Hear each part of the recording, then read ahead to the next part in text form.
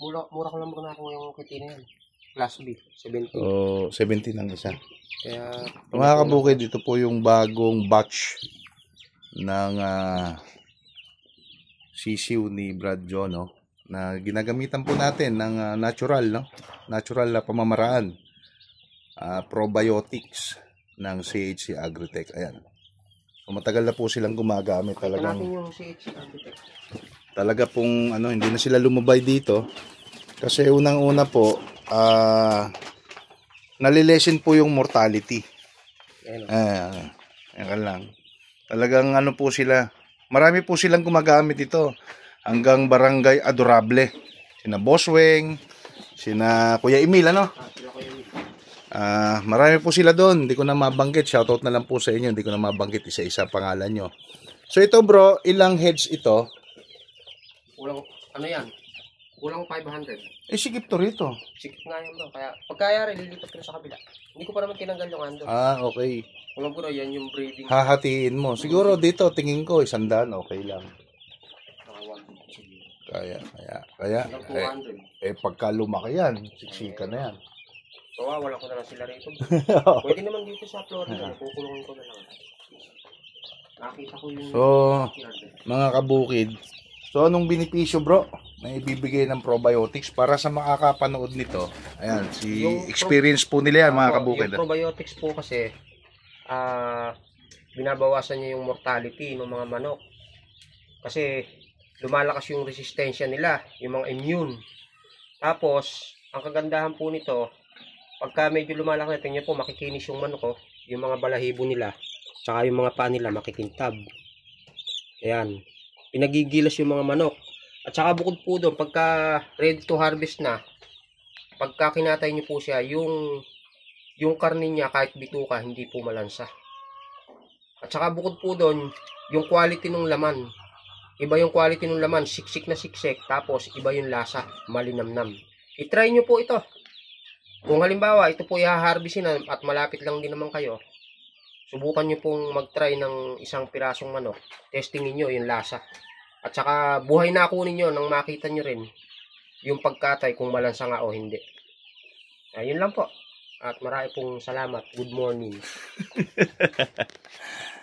So, ayan. Actually, ito yung mga reject pa, no? Class B. Class B yan. Napapaganda po ng ating probiotics, no? CHC Agrotech.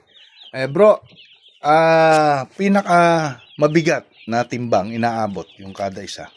Experience mo. Hindi ko na kasi pinatimbang ng mas mabigat pa sa 2 kilo kasi pagka sumobra ng ganon, ayaw na ng mga mamimili. Yung so, ideal weight niya 1.5. Ay, pinaka-average niya yun. Dapat, dito nga, yung sinundan nito, 24 days lang, may tumimbang na ng 2 kilo 24 days? 24 days. Nagulat ako Grabe, no?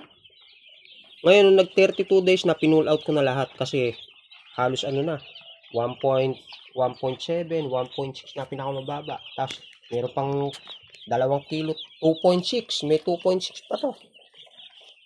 Galing. Sa mortality, ilan ng percent naman ang nare-reduce? Ito ngayon, 502 ang nagiging mortality pa lang nito, 4 days na to ngayon. Ang mortality pa lang is 23 siguro. 23. 23. Sa loob ng 4 days. Sa loob ng 4 days. So ito ay 477 pa siya. Hindi, in-order ko kasi rito 400. Ngayon binigyan ako ng 70 na pang mortality. Dagdag, tapos meron siyang sumobrang kulang 30 pa, pinabayaran na lang sa akin ng 15 piraso yun, tapos yung kulang. Mahigit 500 pa pala to bro, lahat. Kasi may may sobra. buffer siya. May buffer, may pasobra. Siguro mga 505 ito lahat. So yung probiotics bro, araw-araw? Araw-araw yan. Araw-araw. So paano mo siya prepare? Sa gabi, magbababad na ako sa gabi, alas 7. Tapos sa umaga ko ibibigay. Ngayon, pag binigay ko ng umaga, pag dumating na ng alas 2 ng hapon, meron man siya o wala pa, o wala na, papalitan ko na tubig na hanggang kinabukasan. Tubig na yon. Tubig na. Okay. So, ibig sabihin, once a day lang. Once a day. Dapat daily ang bigay ng probiotics. Dapat daily. So, sa edad na ilang days bago siya harvest? 1 month, 33 Pinaka-maximum nito dapat 35 days Pinaka-maximum pull out na yun. pull out. So, Pero yung 28 days, pwede ka nang magbawas. so Kasi may mayroon, tumitimbang na ng 2 kilos. nagbabawas na. Yun. So, yun mga kabukid, no? Subukan nyo rin po. Wala namang masama sa subok, no? Actually, 4 na taon ko na pong taglayang produktong yan na napakadami na pong natulungan ng mga backyard breeders, ano? Isa na po si Brother Joe. Bro, ilang taon mo nang gamit yan? Probiotics. Nung una kasi, hindi ako gumagamit nito.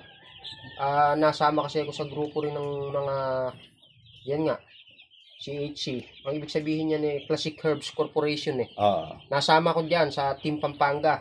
Ngayon, pinromote ko yan sa mga kaibigan ko. Nung pinromote ko, ba't ka ako lang ang nagpo-promote sa mga kaibigan kong backyard. Ba't hindi ako sumubok? Ba't hindi ako sumubok? Ayun, tama. Kasi dala-dala ko to. Di subukan ko na rin. Total, may kita rin naman. Sinubo ko na. Siguro mga almost mag 2 years na ako dito. Tuloy-tuloy yun. Tuloy-tuloy. Oo. So, yun, mga kabukid, So, update tayo sa pag-harvest nito. So, kung lolobin, makabalik tayo sa sunod na linggo, magkaroon tayo ng part 2. Makita nyo, malaki na yan. So, yun lang po, mga kabukid. Ingat po kayo palagi and God bless.